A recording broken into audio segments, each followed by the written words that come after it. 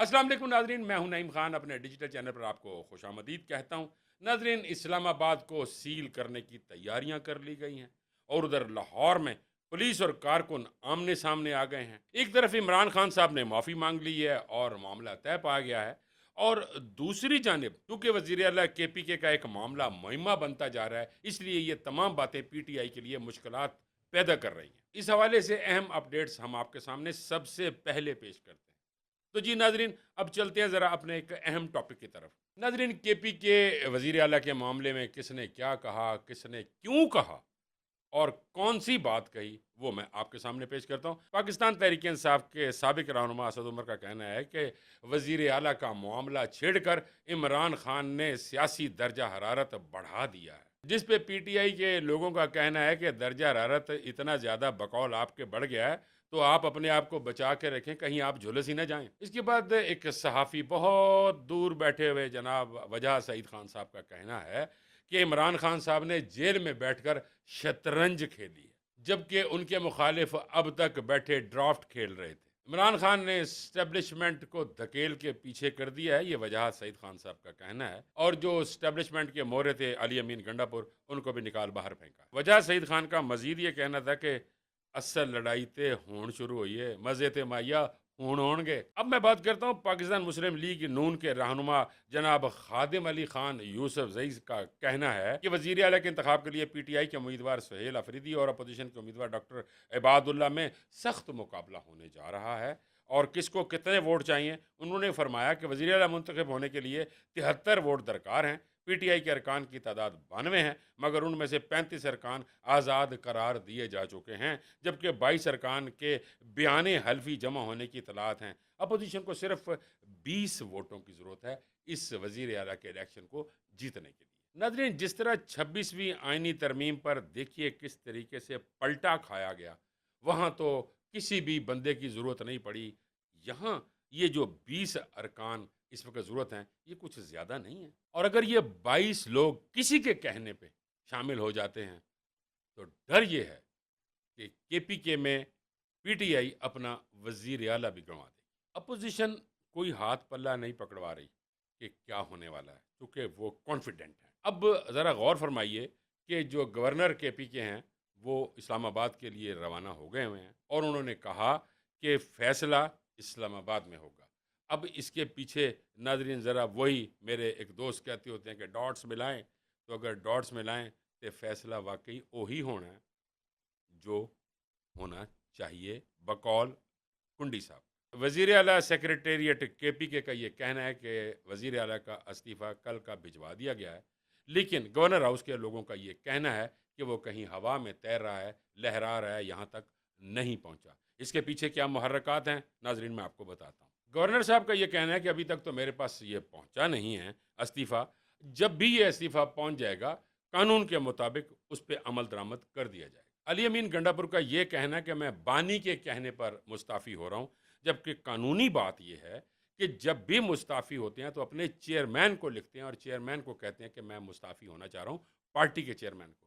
और उन्होंने एक ये कानूनी एक नई पेचीदगी पैदा कर दी है कि मुझे बानी पीटीआई ने कहा तो मैं उनके कहने पर इस्तीफ़ा दे रहा हूँ। फैसल करीम कुंडी जो इस्लामाबाद के लिए रवाना हो गए, उन्होंने कहा कि अगर इस्तीफ़ा में कोई आइनी या कानूनी नुक्ता सामने आया या मुबहम महसूस हुआ तो मैं ये इस्तीफ़े को वापस भी भेज सकता हूँ। नाज़रीन, ये एक बड़ा एक घन चक्कर है जो इस वक्त चल रहा है, और वो घन चक्कर हम आपको बताते रहेंगे कि घन चक्कर असल में है क्या। मुझे जो नज़र आ रहा है नाज़रीन, वो ये आ रहा है कि अपोजिशन कहीं ना कहीं कोई ना कोई गेम खेल रही है, और डर वही जो मैंने आपको पहले कहा। नाज़रीन, अब वो जो बात मैंने कहा था कि इमरान खान साहब ने माफ़ी मांग ली है, वो असल में मसला कुछ यूँ था। इमरान खान साहब ने जेल में सहाफ़ियों से बात करते हुए सहाफ़ी एजाज़ अहमद से माजरत की और कहा कि मैं मीडिया की मुश्किलात से वाकिफ़ हूँ, मीडिया मजबूर है, मैं मीडिया वर्कर्स और रिपोर्टर्स के बिल्कुल ख़िलाफ़ नहीं हूँ। अगर उस दिन आपको मेरी बात से दुख पहुंचा तो मैं माजरत खा हूँ, मैं माफ़ी मांगता हूँ आपसे और मेरी माजरत को कबूल कीजिए। जिसके बाद एजाज अहमद सहाफ़ी ने यह कहा कि वाकई मैं भी ये समझता हूँ कि मुझे आपसे आगे यानी आगे बढ़कर या आपकी बात को टोकर बात नहीं करना चाहिए थी, जिस पर मैं भी शर्मिंदा हूँ। और ये फिर मामला तय पाया गया और रफा दफा हो गया। इतलात के मुताबिक सहाफ़ी एजाज अहमद से عمران خان صاحب کی بہنوں نے بھی معافی مانگی اور ان سے معذرت کی کہ ہم سے غلطی ہو گئی۔ کفر ٹوٹا خدا خدا کر کے سینیٹر مشتاق احمد آخر پاکستان پہنچ گئے۔ بڑا پرتپاک اسلام آباد میں ان کا استقبال کیا گیا۔ ناظرین، یہ وہی سینیٹر مشتاق ہیں جو امداد لے کر غزہ پہنچے تھے۔ یہاں پاکستان میں ان کے خلاف بہت سارے لوگ باتیں کرتے، لیکن کو اسکرین پہ آنے کا شوق ہے، انہیں باتیں کرنے کا۔ انہوں نے ثابت کیا جو میں بات کرتا ہوں اگر وہ اسکرین پہ آتی ہے تو لوگوں کی مجبوری ہے کہ انہوں نے اس کو اسکرین میں میری بات کو لے کے آنا ہے۔ لیکن سینیٹر مشتاق نے ثابت کیا کہ وہ واقعی امن فلوٹیلا کے ایک ساتھی تھے اور امداد لے کر وہاں گئے، اور وہاں پہ انہوں نے جیل بھی کاٹی، چاہے 2-3 دن 4 دن کاٹی، لیکن انہوں نے جیل کاٹی۔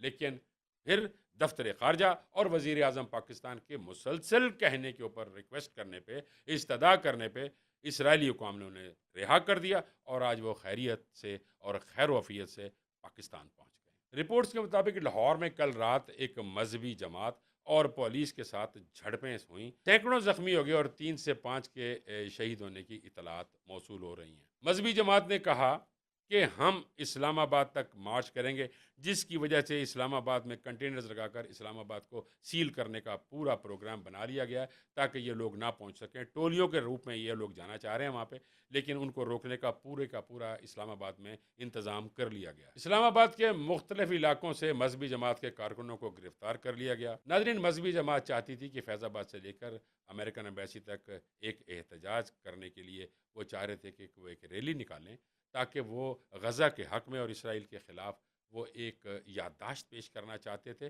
اور وہ یہ چاہتے تھے کہ وہ امن کے ساتھ یہ مارچ جاری رکھیں۔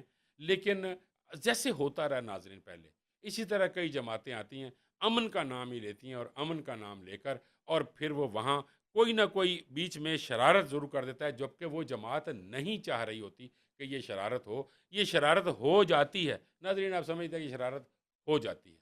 اس شرارت سے اس وقت بچنا بہت ضروری تھا، اس وقت جو صورتحال، ملک کی صورتحال جا رہی ہے، کس طرح قربت ہے امریکہ کے ساتھ، اور آج تو ایک نیا بات نکلی ہے۔ ہندوستان نے کہا کہ ہم آئندہ ڈالر کے ساتھ کام نہیں کریں گے، ہم چینی کرنسی کے ساتھ کام کریں گے۔ اب دیکھیے ناظرین، جو خطے کی صورتحال ہے اس وقت اس طرح دگرگوں ہوتی جا رہی ہے، اور کچھ کو سمجھانا پڑ رہا ہے اور دیکھنا پڑ رہا ہے۔ اس وقت یہ جو ریلی نکلنی تھی، گورنمنٹ یہ سمجھتی ہے کہ اس ریلی میں کوئی نہ کوئی نقصان ہو سکتا ہے، کچھ بھی ہو سکتا ہے، کوئی بھی اس طرح کی بات ہو سکتی ہے جس کی وجہ سے کوئی نہ کوئی ایسی نئی بات جو ملکوں کے درمیان یا ملک کے اندر انارکی پھیلنے کی جو اندیشہ ہے اس سے بچنا چاہتی تھی۔ لیکن کیا ہوا ناظرین، یہ سب نے دیکھا کہ اس وقت کیا ہوا، سوشل میڈیا پورے کا پورا دکھا رہا ہے۔ لیکن ناظرین، سی پی او راولپنڈی نے کہا کہ کسی قسم کی جو ٹریفک کی رکاوٹ ہے وہ برداشت نہیں کی جائے گی اور نہ ہی رکاوٹ ہونے دیں گے۔ احتجاج کی آڑ میں پرتشدد سرگرمیوں کی اجازت نہیں دیں گے، یہ سی پی او راولپنڈی نے یہ بات کہی ہے۔ قانون کی خلاف ورزی کرنے والوں کے ساتھ سختی سے نمٹا جائے گا، لیکن میں یہ ضرور کہوں گا کہ جو کچھ نقصان ہو چکا ہے اس کا ازالہ تو ممکن نہیں ہے۔ گورنمنٹ کو چاہیے کہ اس مذہبی جماعت کے ساتھ بیٹھ کے معاملات کو طے کرے جیسے کہ ماضی میں کیا گیا تھا۔ ناظرین، یہ آج کی میجر اپڈیٹس تھیں جو آپ تک پہنچائی ہیں۔ ناظرین، مجھے امید ہے کہ آپ کو آج کا ویلاگ پسند آیا ہوگا۔ اگر پسند آیا ہو تو اس کو لائک اور شیئر ضرور کیجیے گا، اور ہمارے چینل کو سبسکرائب کرنا مت بھولیے گا۔ مجھے اجازت دیجیے، اللہ نگہبان۔